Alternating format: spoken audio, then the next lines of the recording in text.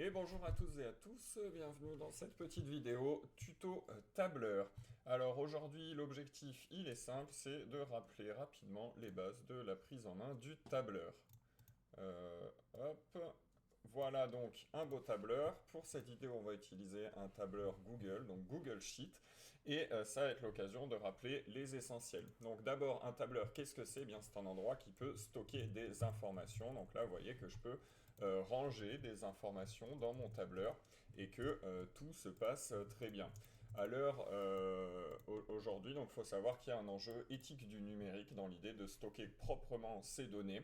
Et le tableur, c'est le format de stockage efficace pour toutes les données légères, on va dire, donc c'est-à-dire tout ce qui peut s'écrire, du texte, des numéros, une date, une heure, etc. Par opposition à des données plus lourdes, par exemple une vidéo ou des images. Bon, donc voilà, un tableur, c'est un endroit où on stocke des informations. Ok? Mais c'est aussi une grosse calculette et pour ça, eh bien, il suffit de activer le mode calculette et pour ça, en fait, on fait comme si on stockait de l'information, sauf qu'on va commencer par un symbole égal. Et là, très simplement, eh bien, quand je mets un égal, ça active le mode calculette et je peux ensuite faire des calculs. Donc là, par exemple, je peux lui dire 3 plus 6. Je peux lui dire, voilà, je sais pas, 8 divisé par 9. Et à chaque fois, on va faire des calculs. D'accord? Donc voilà, le tableur c'est un endroit de stockage et c'est un endroit qui est aussi une calculette. Mais le tableur c'est beaucoup plus que ça parce que c'est aussi une calculette que je vais pouvoir utiliser par rapport à d'autres cases. Par exemple, ici, je pourrais lui dire que je veux faire l'addition de 1 plus 2, d'accord? Et donc ça fait 3, tout va bien. Mais je pourrais aussi lui dire qu'en fait, ce que je veux, c'est additionner le contenu de la cellule B20 avec le contenu de la cellule B21, d'accord? Et donc, on voit que ça marche pareil. L'intérêt de faire ça, c'est quoi? Eh bien, c'est que si pour une raison X ou Y, ces cellules viennent à être modifiées, eh bien, on constate que ça va forcément faire changer le résultat. Donc, on va pouvoir avoir quelque chose de dynamique. D'accord? Bon, avec ce dynamisme vient le principe de dire que je veux parfois pouvoir adapter mes informations, d'accord? Donc là, admettons par exemple ici que cette colonne, en fait, ce soit les quantités d'un objet X ou Y, d'accord? Donc on va rester gentil, voilà. Et que ça, c'est le prix, hein, donc admettons que le premier il coûte 5 euros, le deuxième 8, etc. Et donc maintenant, j'aimerais savoir pour chacun combien ça va me coûter parce que j'ai acheté un objet à 5 euros, deux objets à 8 euros, etc. Donc ça, qu'est-ce que ça veut dire, hein? Eh bien, ça renvoie tout simplement à faire une multiplication. Donc j'active mon mode calculette et je vais multiplier ma quantité par mon prix et j'obtiens un résultat, donc 1 fois 5 égale 5. D'accord? Donc c'est très bien. Et là, on découvre la notion d'incrémentation automatique. Donc vous voyez que ce petit rond, alors selon les logiciels, c'est parfois un carré. Eh bien, je vais pouvoir m'en servir pour étirer mon information. Et là, qu'est-ce qui se passe? Eh bien, en fait, vous voyez qu'ici, j'avais bien sélectionné les deux cases qui sont à gauche. Eh bien, quand je suis descendu, il est systématiquement descendu avec moi. Donc ça, c'est ce qu'on appelle un ancrage relatif, c'est-à-dire que je suis capable de conserver une formule, d'accord, un mode calculette, et de l'appliquer sur plusieurs plages de données. D'accord? Bon, eh bien ça, c'est très intéressant. Reprenons le même exemple, mais cette fois-ci, on va ajouter une taxe. Donc, on va dire qu'on a une TVA, d'accord? Et cette TVA, ici, on va dire que chez nous, je sais pas moi, elle est à 20% parce que ce sont, je sais pas, des produits, alors il me semble que c'est la TVA sur les produits alcoolisés, d'accord? Bon voilà, donc on revient sur le même principe, hein. Donc là, ça, attention, c'est un pourcentage. On rappelle que les pourcentages sont des fréquences et que mathématiquement, c'est une valeur entre 0 et 1. Si je souhaite l'afficher en pourcentage, c'est une option d'affichage, c'est une option visuelle pour m'aider moi en tant qu'humain. Et dans ce cas, je vais aller chercher l'option qui permet de dire ben, affiche ça comme un pourcentage et auquel cas il comprend très bien que 0,2 ça fait 20%. Mais pour un objet informatique, pour l'ordinateur, quand moi je me dis 20%, ben pour lui c'est 0,2. Pourquoi? Eh bien, tout simplement parce que si je multiplie 0,2 par quelque chose, eh bien, ça revient à faire 20% de cette chose, d'accord? Si j'ai 100 patates et que je veux 20% de ces patates, je fais 0,2 fois 100 et j'obtiens bien mes 20 patates. Ok, bon, très bien. Reprenons maintenant, donc l'idée c'est de dire que, en fait, alors je sais pas, admettons maintenant que je suis le commerçant, donc là, dans l'ancrage relatif, j'avais un client qui m'avait acheté ça, et on avait calculé à chaque fois le client ce que ça allait lui coûter. Et bien maintenant, on va dire que moi je suis commerçant et j'aimerais savoir à chaque fois ce que je vais gagner dans cette histoire-là, d'accord? Donc on reprend notre idée, hein. J'ai une fois un produit qui coûte 5, d'accord? Donc là, j'obtiens bien 5.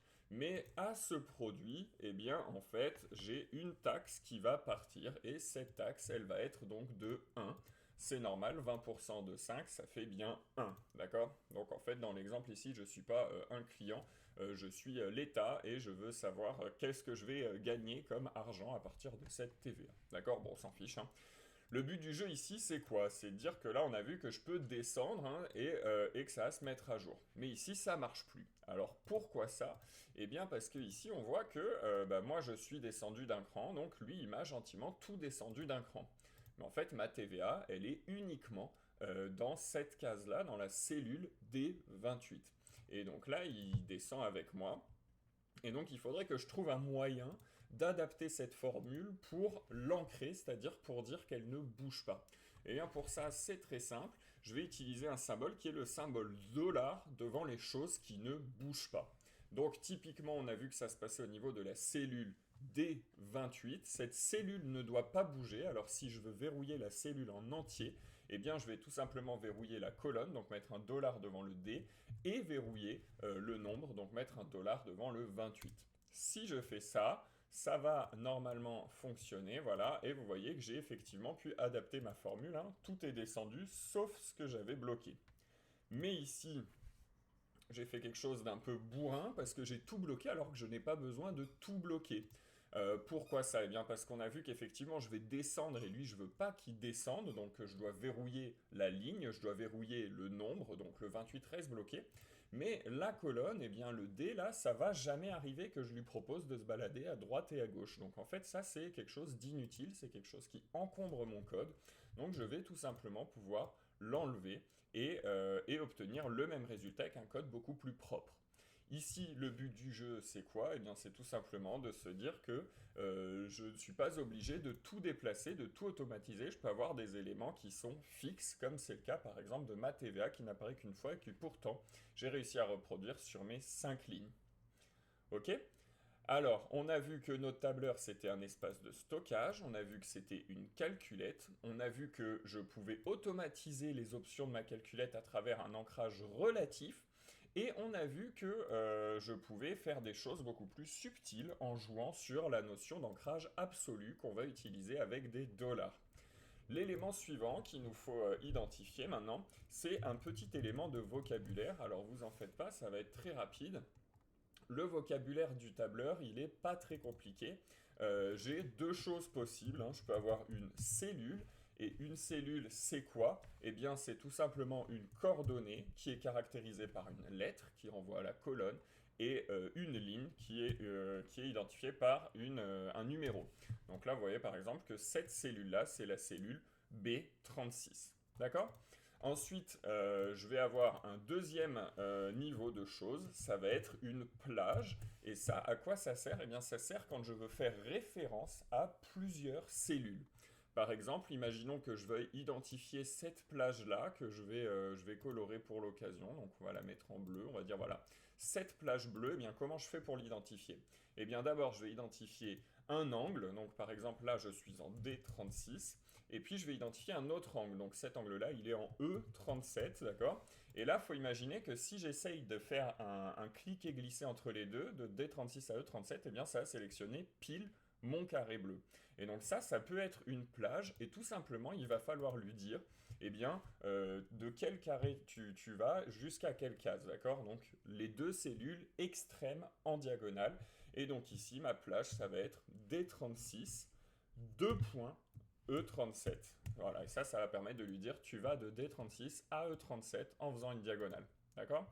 Si je veux faire qu'une colonne, eh bien, je peux parfaitement lui dire D36 à D37 et il va attraper toute la colonne. Ok? Donc voilà pour ce petit point de vocabulaire qui va nous permettre de conclure cette partie avec les fonctions.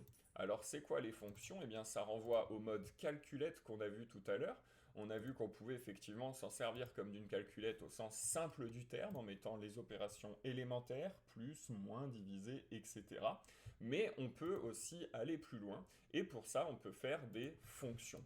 Par exemple, on va faire cet exemple avec la fonction somme. Si je veux calculer le total des TVA que j'ai attrapé ici, eh bien, je vais utiliser la fonction somme. Alors, la fonction somme, nous, on va l'utiliser en anglais pour une raison qui est assez idiote, qui est qu'en fait, de base, l'informatique, c'est codé en anglais et c'est traduit par les logiciels en français. Je ne sais pas vraiment pourquoi, et du coup, chaque logiciel a parfois sa propre traduction. Alors que quand on utilise les fonctions en anglais, on est sûr que c'est les mêmes pour tout le monde. Bon, morale de l'histoire, quand je veux faire ma fonction, eh bien, j'active le mode calculette, comme d'habitude, et ensuite je vais lui donner le nom de ma fonction. Donc là, on voit qu'il la reconnaît. Et ma fonction, elle prend quoi? Eh bien, elle prend des paramètres. Ces paramètres, ils doivent être entre parenthèses.